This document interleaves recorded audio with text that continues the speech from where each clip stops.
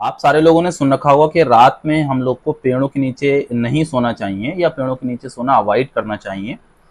अब इसका एक बड़ा खतरनाक रीज़न जो कि हम लोग के घर वाले देते हैं या बेसिकली गांव वगैरह में बताते हैं कि उस पेड़ के नीचे कोई बहुत ही पुरानी आत्मा रहती है, उसके नीचे नहीं सोना चाहिए और अगर उसके नीचे सोओगे तो तुम्हें बहुत ज़्यादा बेचैनी होगी या इस तरीके की जो भी चीज़ें हैं जो हम लोगों ने बचपन से सुन रखी हैं।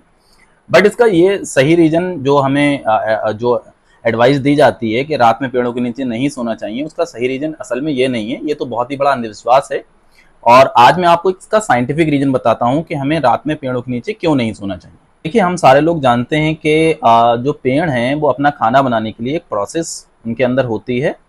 उस प्रोसेस को हम लोग फोटोसिंथेसिस कहते हैं और फोटोसिंथेसिस की प्रोसेस के लिए सनलाइट की रिक्वायरमेंट होती है। मतलब विदाउट सनलाइट फोटोसिंथेसिस की प्रोसेस नहीं हो सकती। अब दिन के टाइम में तो फोटोसिंथेसिस की प्रोसेस होती है और इस प्रोसेस के दौरान एक्स्ट्रा अमाउंट में ऑक्सीजन बनती है, जिसको दिन के दौरान दिन में जो पेड़ होते हैं वो उस एक्स्ट्रा ऑक्सीजन को बाहर एनवायरनमेंट में रिलीज करते रहते हैं। तो जनरली हम लोग जो कहते हैं कि पेड़ हमें ऑक्सीजन देते हैं, उसका मेन रीजन है फोटोसिंथेसिस। मतलब ये है कि अगर पेड़ के अंदर फोटोसिंथेसिस की प्रोसेस होगी तो उसके अंदर एक्स्ट्रा ऑक्सीजन बनेगी और वही एक्स्ट्रा ऑक्सीजन प्लांट क्या करेंगे, एनवायरनमेंट में रिलीज कर देंगे। बट जो नेचुरल प्रोसेस होती है रेस्पिरेशन की, वो चाहे प्लांट हो या कोई भी लिविंग ऑर्गेनिजम्स हो, रेस्पिरेशन की प्रोसेस सब में सेम होती है।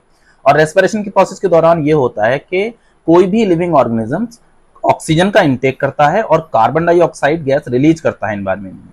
तो रात के दौरान जब फोटोसिंथेसिस की प्रोसेस नहीं होगी, क्योंकि रात में सनलाइट नहीं होगी तो फोटोसिंथेसिस की प्रोसेस नहीं हो सकती।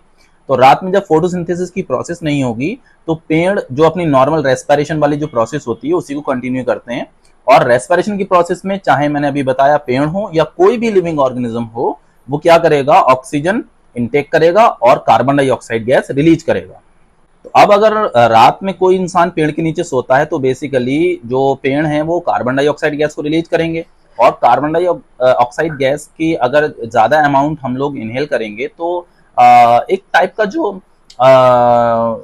माइंड में जो इम्बेलेंस सा होने लगेगा ना, क्योंकि माइंड को हमें बेसिकली चाहिए होती है ऑक्सीजन और ऑक्सीजन उतने अमाउंट में हम हमारे माइंड को जब मिल नहीं पाएगी और उसकी जगह पर कार्बन डाइऑक्साइड गैस मिलना शुरू हो जाएगी तो हमारे माइंड में एक तरीके का कंफ्यूजन क्रिएट होने लगेगा। मतलब माइंड में ऑक्सीजन की डेफिशिएंसी होने लगती है जिस वजह से हमें बेचैनी होगी और नॉर्मल लोग कहते हैं कि वहां पर किसी भूत प्रेत का या आत्मा का साया है।